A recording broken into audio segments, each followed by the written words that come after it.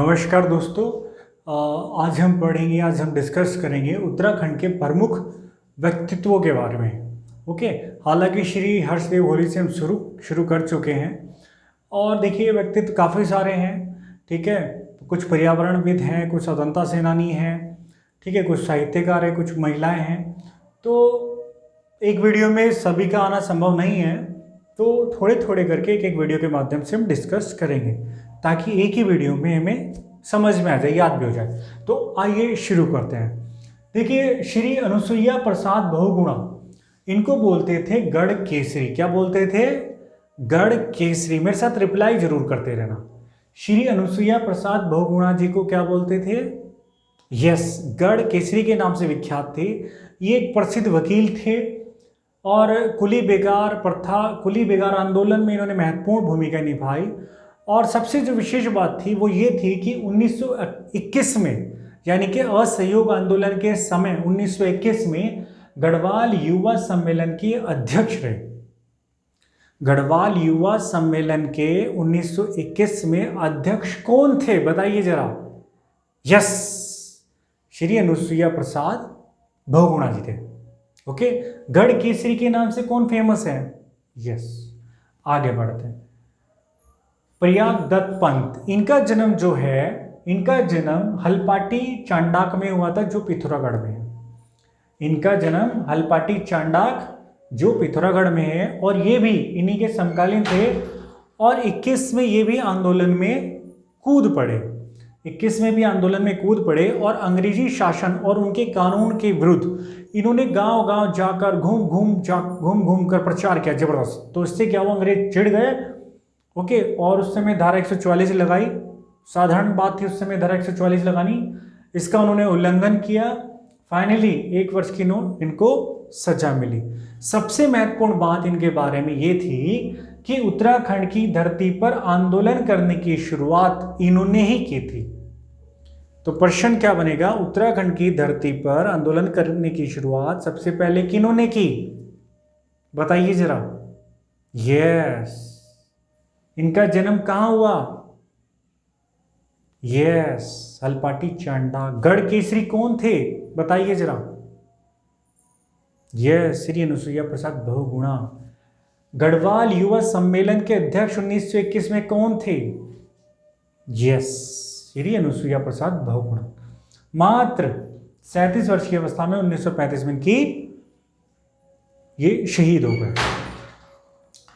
अब बढ़ते हैं श्री देव सुमन के बारे में। ओके, बहुत ही बड़े व्यक्तित्व हैं टिहरी के, बल्कि टिहरी के नहीं अपितु पूरे हमारे संपूर्ण भारत के। ओके, तो ध्यान दीजिए जरा इस पर विशेष फोकस।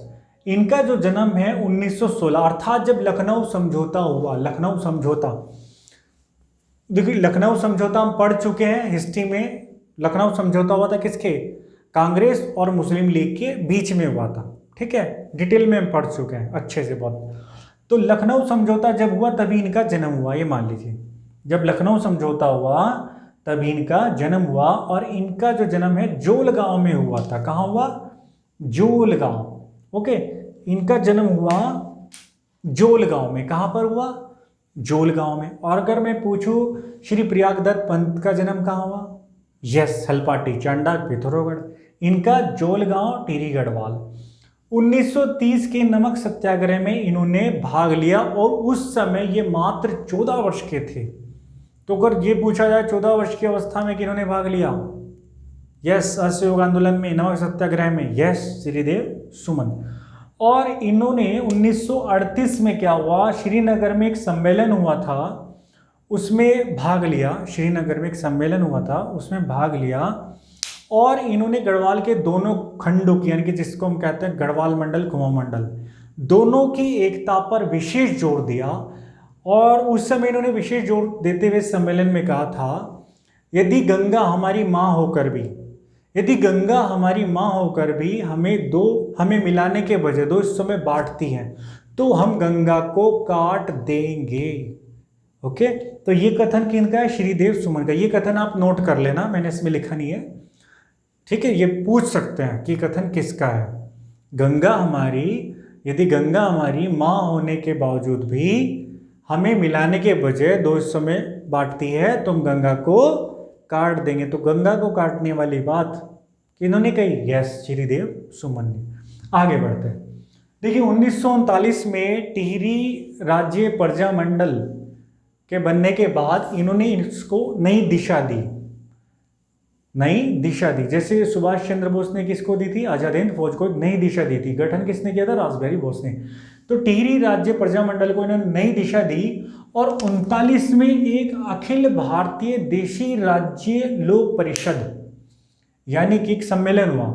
अखिल भारतीय देशी राज्य का मतलब है भारत में बहुत सारी रियासतें थी, तो रियासतों के जो रियासत थी वहां के लोगों ने क्या बनाया हुआ था? एक लोक परिषद बना दी। किसकी? देशी राज्यों की। देशी राज्यों का एक मतलब एक बड़ा संगठन बना दिया। ओके, और ये सम्मेलन जो हुआ था 39 में हुआ था, इसके अध्यक्ष थे जवाहरलाल नेहरू थे। कौन थे? जवाहरलाल नेहरू। ओके, और ये लुधियाना में हुआ था, ध्यान रखना, लुधियाना में हुआ था। और इस सम्मेलन में यानी कि लुधियाना में श्रीदेव सुमन जी जो हैं टिहरी राज्य प्रजामंडल के प्रतिनिधि के रूप में वहां पर इन्होंने इसमें भाग लिया। ओके, तो प्रश्न बन जाएगा कि अखिल भारतीय देशी राज्य लोक परिषद में जो 1939 में हुई थी, प्रजामंडल की तरफ से या प्रजामंडल के प्रतिनिधि के रूप में किन्होंने भाग लिया? तो श्रीदेव सुमन। यस, और ये महात्मा गांधी से मिलने के लिए 1942 में यानी कि सत्याग्रह में भी हैं, 1930 वाले में भी हैं, 42 में भी हैं, ये सेवाग्राम गए, सेवाग्राम वर्धा अर्थात गुजरात में गए महात्मा गांधी जी से मिलने। तो अंग्रेज इनसे और चिढ़ गए और परिणाम क्या हुआ? इनको उत्तराखंड की सीमा के अंदर घुसने नहीं दिया, बाहर धकेल दिया। 1943 में उन्होंने पुनः प्रयास किया टिहरी में घुसने का, और टिहरी में घुसने का प्रयास किया तो फिर इनको पकड़कर राजद्रोह का आरोप लगाया और भयंकर यातना दी, भयंकर, जिसकी आप कल्पना भी नहीं कर सकते। तो उस समय इन्होंने कहा था कि तुम मुझे तोड़ सकते हो लेकिन मोड़ नहीं सकते। ये कथन इंपॉर्टेंट है, लिख लीजिए। इन पर राजद्रोह का मुकदमा लगाया और वहां पर इन्होंने जो जेल कर्मचारी है, जेल कर्मचारियों ने जानबूझकर दुर्व्यवहार किया, क्योंकि ये भाई अंग्रेजों के तो विरोधी थे ही। तो जब दुर्व्यवहार किया तो इन्होंने कहा, तो इन्होंने आमरण अनशन देने की इनको धमकी दी और साथ ही 3 मांगे रखी। 3 मांगे क्या क्या थी? एक तो प्रजामंडल को मान्यता दो, प्रजामंडल को मान्यता दो, और मुझे पत्राचार करने की स्वतंत्रता दो, और तीसरा, जो मुझ पर झूठे मुकदमे लगाए गए हैं, जो इन पर झूठे मुकदमे लगाए गए हैं, उसकी जो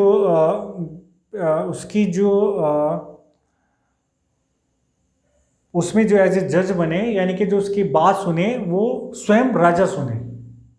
ठीक है, जो इन पर झूठे मुकदमे लगाए गए हैं वो किसके सामने सुने जाए? राजा खुद सुने।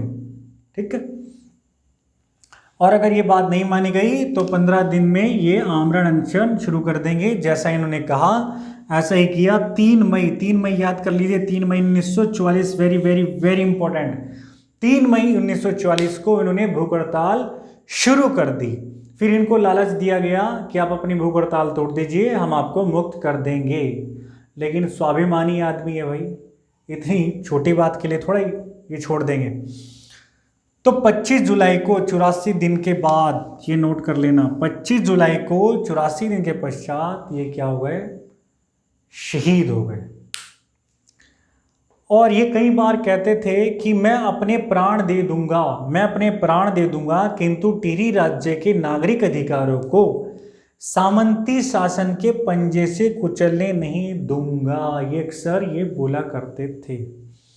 देखिए, भले ही आप तैयारी के उद्देश्य से इनको पढ़ रहे हों, लेकिन जब हम इनको मन से पढ़ते हैं तो हमें पता लगता है कि ये जो श्रीदेव सुमन यूनिवर्सिटी बनी है, जो बड़े बड़े जो ये नाम प्रसिद्ध है, ये ऐसे ही नहीं प्रसिद्ध है। इन्होंने बहुत बड़ा बलिदान दिया, बहुत सैक्रिफाइस, बहुत ज़बरदस्त। हम तो इनके नाम मात्र का भी सैक्रिफाइस छोड़िए, बहुत छोटे छोटे काम नहीं कर सकते देश के लिए। ठीक है, जो हम बड़े आराम से कर सकते हैं, बड़े प्यार से। ऐसा ही ये काम, जैसा मैं अक्सर बोलता रहता हूँ आपको, देखिए कहीं ना कहीं पर्यावरण बहुत ही महत्वपूर्ण है। अभी आपने सुना भी होगा न्यूज़ में, अभी ग्रीनलैंड के जो ग्लेशियर हैं वो भी पिघलने शुरू हो गए हैं, और पिघल कर क्या है, टूट कर तैर रहे हैं ग्रीनलैंड के, जहां पर अभी तक बहुत ज़्यादा इफेक्ट नहीं पड़ा था। ठीक है, और ये किसकी वजह से हो रहा है? CO2 कार्बन डाइऑक्साइड की वजह से।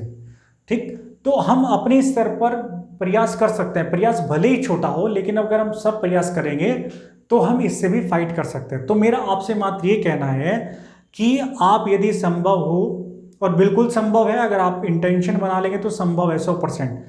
अगर आप मिट्टी के बड़े बड़े गमले लें, 100-150 रुपए के आ जाएंगे, उनमें मिट्टी के गमले, मिट्टी वाले लें, प्लास्टिक या सीमेंटेड मत लें, मिट्टी वाले गमले लें। ठीक है, और उसमें मिट्टी भर के आप पौधे लगाएं। ठीक है ना, पेड़ लगाएं, छत पर रख लीजिए, आप जहां आपको जगह मिले वहां रख लीजिए। वो कुछ तो CO2 एब्जॉर्ब करेंगे, कुछ तो ऑक्सीजन छोड़ेंगे, भले ही थोड़ी थोड़ी छोड़े, लेकिन कुछ तो छोड़ेंगे। ठीक है ना, अगर आप अपनी छत पर ऐसे 20-25 लोग अपनी छत पर अनार तक उगा रहे हैं, ठीक है ना, अनार तक उगा रहे हैं, वो ऐसे सिस्टम बना रहे हैं, इतनी जगह छोड़ रहे हैं, मिट्टी भर रहे हैं, पानी को बचा रहे हैं, तो ये सब चीज़ें तो कम से कम अपने देश के लिए कर ही सकते हैं। ये सब चीज़ें करने की आवश्यकता नहीं है, अब हमें ये चीज़ें करनी है। ठीक है, दूसरा, आप गमले खरीदेंगे तो ये स्वदेशी को बढ़ावा होगा, और कोई ना कहीं किसी गरीब की जीविका का साधन भी आप इनडायरेक्टली उसको योगदान कर पाएंगे। ठीक है, तो इतने छोटे छोटे प्रयास तो कम से कम कर ही सकते हैं, थोड़ा समय निकालकर। और मेरा विश्वास कीजिए, आपको अपने ऊपर बहुत ही प्राउड फील होगा, अच्छा फील होगा, भले ही आपने छोटा सा प्रयास किया हो। हम सब करेंगे तो सब ठीक हो सकता है, बिल्कुल हो सकता है।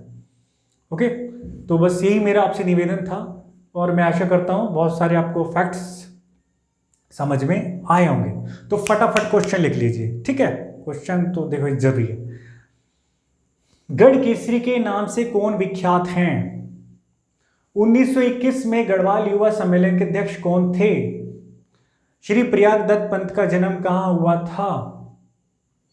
मात्र 14 वर्ष की अवस्था में या मात्र 14 वर्ष की आयु में नमक सत्याग्रह में भाग लेने वाले कौन महान व्यक्तित्व थे? किन्होंने कहा था कि यदि गंगा हमारी माँ होकर भी हमें मिलाने के बजाय 2 हिस्सों में बांटती है तो हम गंगा को काट देंगे? किन्होंने कहा था कि तुम मुझे मोड़ सकते हो, कि तुम मुझे तोड़ सकते हो लेकिन मोड़ नहीं सकते? तोड़ का मतलब है डंडों से पिटाई कर सकते हो, भाई डंडे लगेंगे तो बोन टूट ही जाएगी स्वाभाविक, लेकिन मोड़ नहीं सकते, मतलब हृदय से मोड़ नहीं सकते, झुका नहीं सकते। अखिल भारतीय देशी राज्य लोक परिषद के अध्यक्ष कौन थे तथा इसका सम्मेलन कहां हुआ था? 1939 में प्रजामंडल के प्रतिनिधि के रूप में अखिल भारतीय देशी राज्य लोक परिषद में किन्होंने भाग लिया? श्रीदेव सुमन महात्मा गांधी से मिलने कहां गए?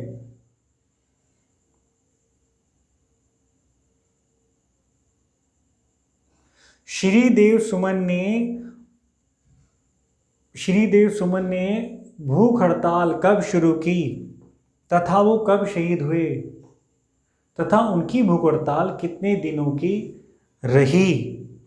किन्होंने कहा था कि मैं अपने प्राण दे दूंगा किंतु टिहरी राज्य के नागरिक अधिकारों को सामंती शासन के पंजे से कुचलने नहीं दूंगा? ओके, छोटी छोटी बातें हैं, आप इनको नोट कर लीजिए तो बड़े आपको लाभ मिलेगा, ऐसा मेरा विश्वास है।